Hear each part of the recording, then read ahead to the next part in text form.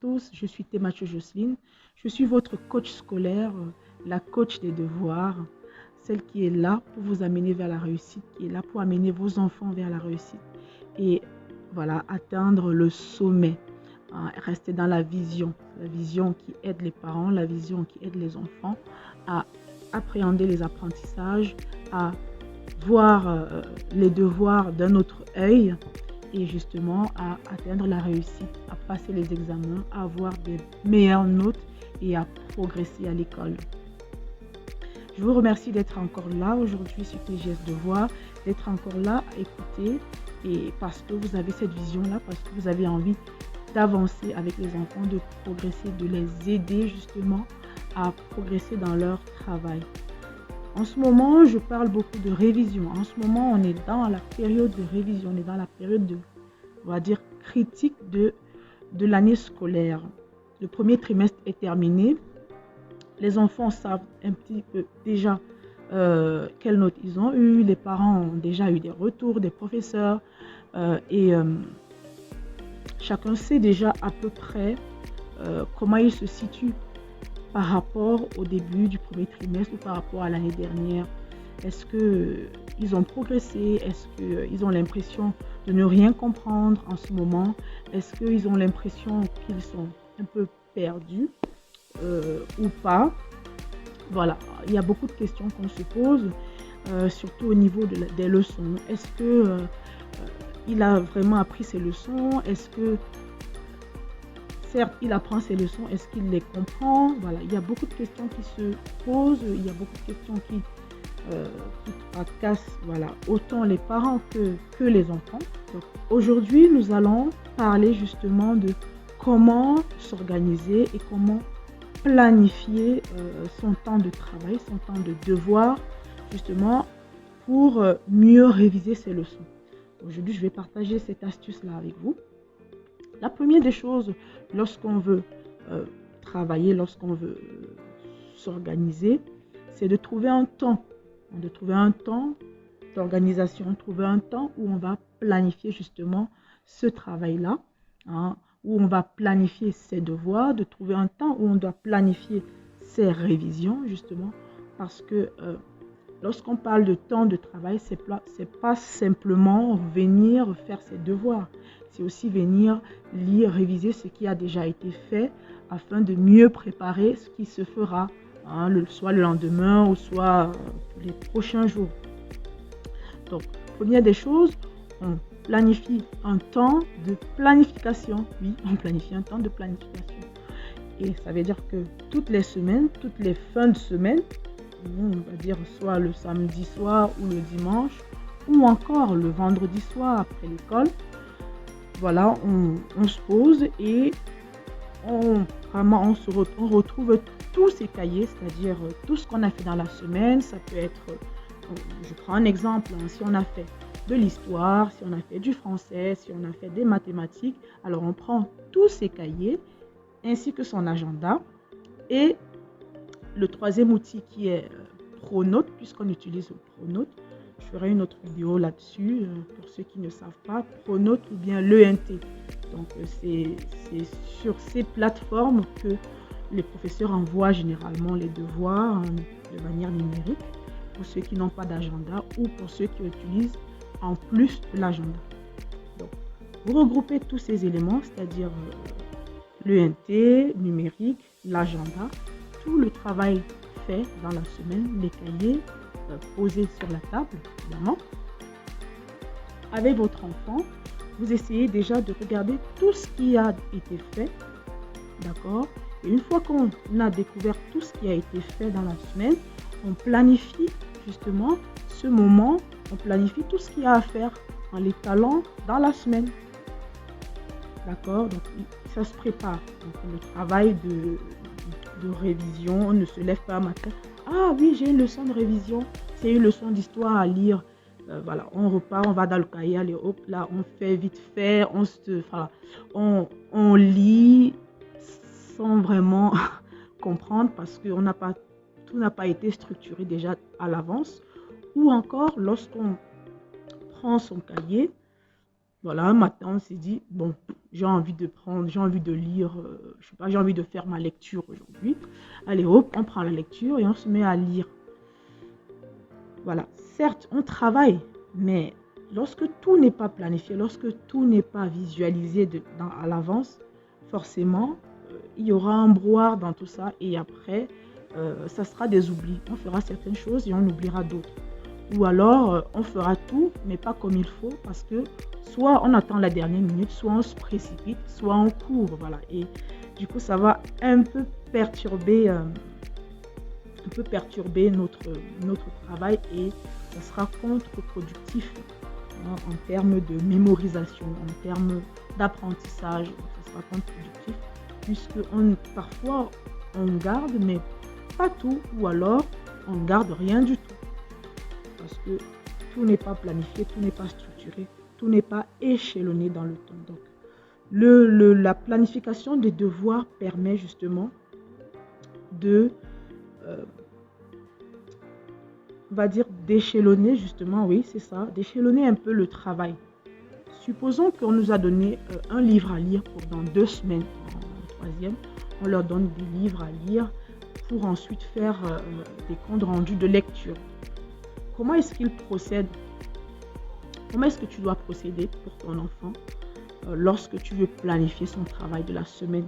Parce que c'est bien de planifier toutes les semaines. Donc là, on se dit, voilà, on a une semaine, c'est à rendre pour 2 semaines, on se dit qu'on a 10 jours pour lire le livre. Voilà. Et donc, on échelonne la lecture des pages. On se dit qu'on a, on va dire, 100 pages à lire. Je ne sais pas si votre livre fait 100 pages ou moins, ou peut-être plus, hein, ça dépend du niveau scolaire où vous êtes. Là, en ce moment, vous comptez le nombre de pages et vous divisez par le nombre de jours que vous vous êtes donné pour lire le livre. Donc, ça veut dire que je sais pas, lundi, vous allez lire de la première page, de la page 5 à la page 35. Vous précisez bien les pages. La page 5 à la page 35, le mardi de la page 35 à la page, etc. Et tout ça est échelonné et voilà, dispatché comme ça dans la semaine. Ça évite de se retrouver à la dernière minute à lire, hein, tous les chapitres et à se perdre dans la lecture parce que ça sera contre-productif, comme je vous ai dit dès le départ. Donc, échelonner trouver un temps de travail, comme j'ai dit, un temps de planification, planifier le travail, d'accord, planifier ce qu'il y a à faire. Là, j'ai parlé de lecture. Je pourrais parler de réviser la leçon, puisqu'on parle de révision en ce moment. Donc, comment donc réviser justement sa leçon, on va dire sa leçon d'histoire, parce qu'il y a beaucoup de choses, il y a toujours beaucoup de dates, il y a toujours beaucoup d'informations. Comment donc revenir sur cette leçon? Alors, les révisions sont faites généralement de préférence au fur et à mesure.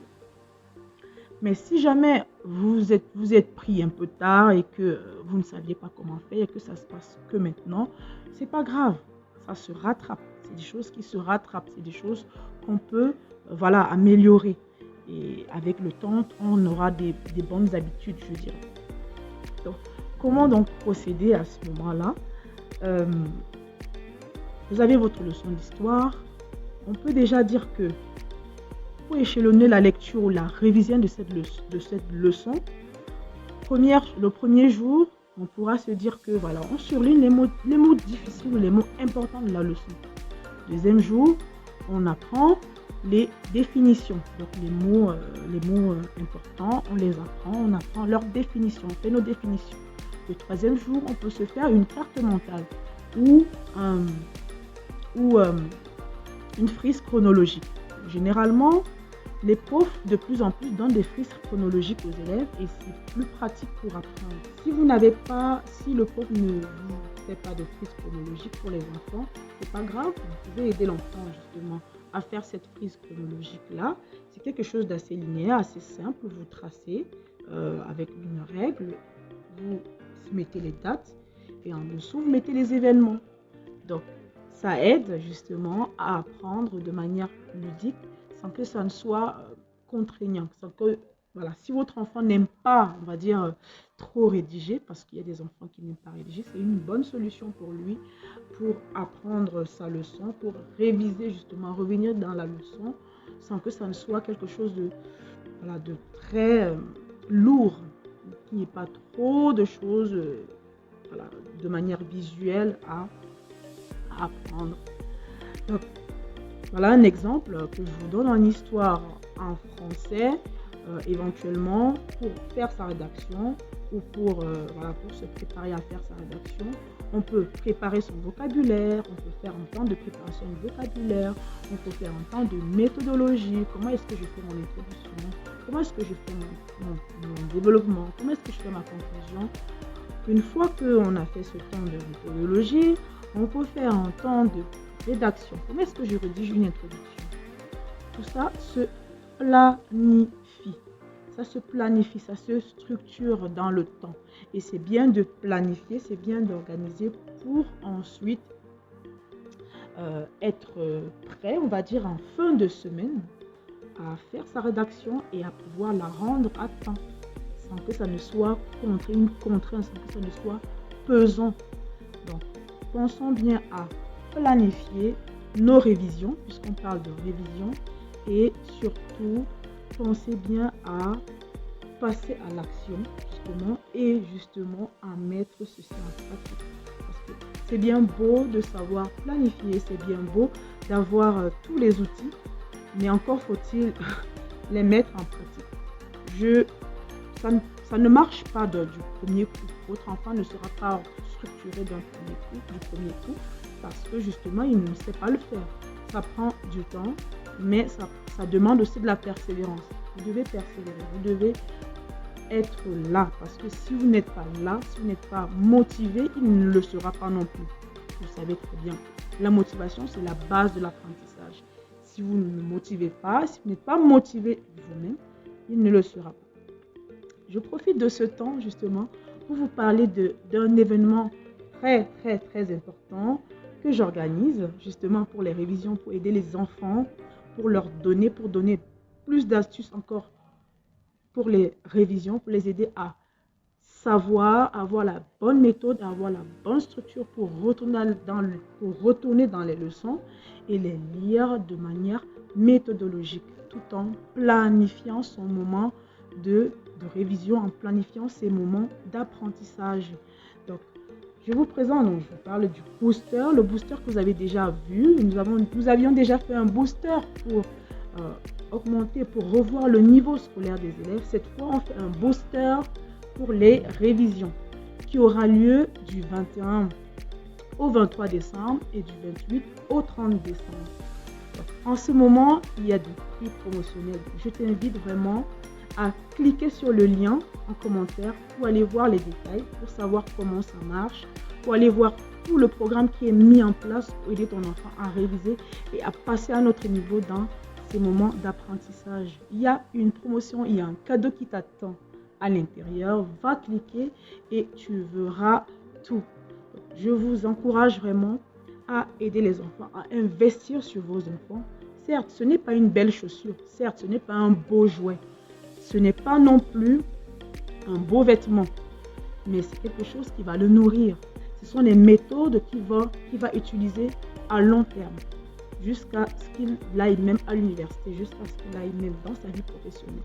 La planification, l'organisation, la structuration de sa manière de faire, ça s'acquiert à l'école. Ça s'acquiert dans ces moments où on vous donne la méthodologie, on donne la méthode à l'enfant, on lui montre comment faire, on lui apprend à faire. Il ne le saura pas de lui-même. Et ces choses, on ne les apprend pas forcément en cours. Le professeur vient, il fait sa leçon, il se contente de donner sa leçon, de faire ce qu'il peut avec tous les élèves qu'il y a devant lui. Mais lorsque l'enfant viendra dans ce moment d'apprentissage réservé, on le suivra, on tiendra compte de ses particularités, on tiendra compte de tout ce dont il a besoin, de ses besoins à lui. Ça se fait par petits groupes de 6 élèves. C'est 100% en ligne. Vous êtes installé à la maison avec tout, Zoom, bien installé, bien posé. Et Vous avez tout avec votre enfant. Vous pouvez être là ou pas. Donc, les enfants seront regroupés par niveau, d'accord? Et ça se fait en maths, en français, en anglais, en allemand, en histoire géo. Et vous avez tout ce qu'il faut pour bien revenir sur sa leçon, dans sa leçon, et bien apprendre. Donc, je vous encourage vraiment à inscrire votre enfant avant le 15 décembre. La promotion finit le 15 décembre. Allez vraiment, cliquez sur le lien et vous aurez toutes les informations. Inscrivez-vous rapidement. C'est toujours mieux que d'aller investir sur quelque chose, voilà, qui sera bien beau sur le coup, sur l'instant, mais qui ne va pas nous aider à long terme. Or, apprendre à l'enfant à bien lire sa leçon, apprendre à l'enfant à bien revenir ses leçons pour mieux avancer, je pense que ça, c'est un investissement qui va aider votre enfant, qui va l'amener à un autre niveau. Notre culture nous apprend que l'enfant doit se débrouiller. On a toujours eu ça, hein? Les parents nous ont toujours laissé nous débrouiller. On n'a pas toujours cette notion d'accompagnement, d'aide. Aujourd'hui, je vous encourage à changer vraiment. C'est un changement. Revois vraiment ta manière de penser l'éducation de ton enfant. Revois la manière d'encadrer l'enfant.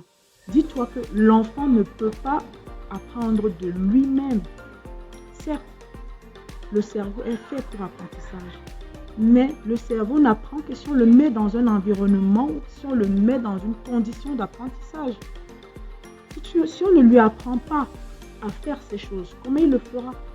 Si on ne lui apprend pas à réviser, à revenir dans sa leçon, à relire correctement la leçon, à prendre ce qui est nécessaire pour son évaluation plus tard, comment est-ce qu'il le fait? Je vous remercie de m'avoir écouté et à très bientôt sur TJS Devoir. Inscrivez-vous, inscrivez vos enfants. Très important. À bientôt sur TJS Devoir. Je suis Thématio Jocelyne. À bientôt.